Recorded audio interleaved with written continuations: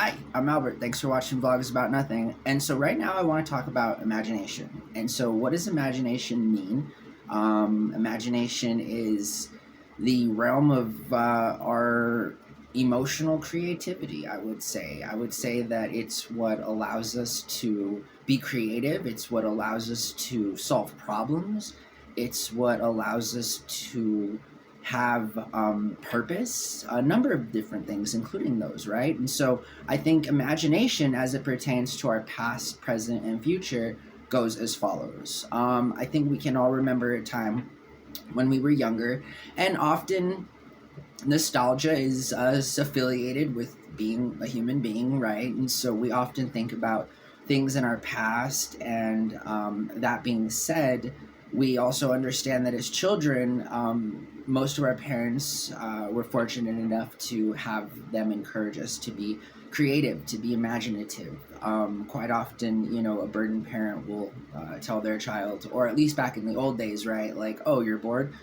Use your imagination, right? And so imagination is something that is taught to us from an early age, and it is in fact a tool, right? It's kind of like money. You just kind of use it to get things done.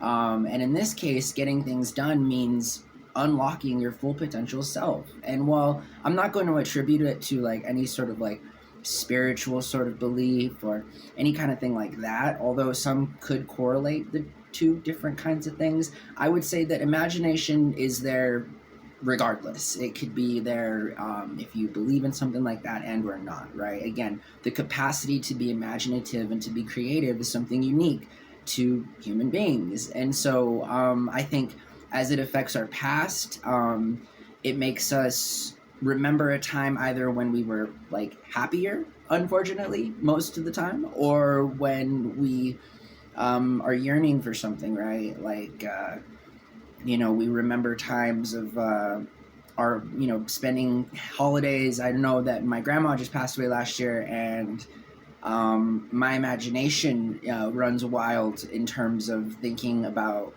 all of the things that I was able and encouraged to do by this woman in my immediate family and such to this day, obviously, right? But the thing is there's an imagination, and if it's unlocked and it's encouraged at an early age, it's something that is quite beneficial as an adult living in a world that is ever changing, and that technology has without a doubt completely changed, at least over the last century, right? So, I mean, just a few generations behind.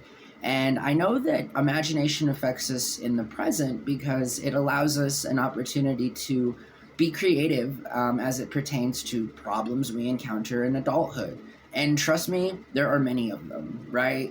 They could be existential, they could be personal, they could be a combination of the two, but imagination helps us to solve these problems. And I'd argue without imagination, especially in the present, even if you didn't have it before, like if you did not have the opportunity to be empowered or encouraged to be imaginative and thereby be creative, as an adult, instead of getting stuck in sort of the mundane ideology that things can't be fixed or can't be changed, tap into your imagination, be creative, see how you can use your imagination to solve not only your personal problems, but to be a better person, to be your best self to those people around you, which is also just as equally important.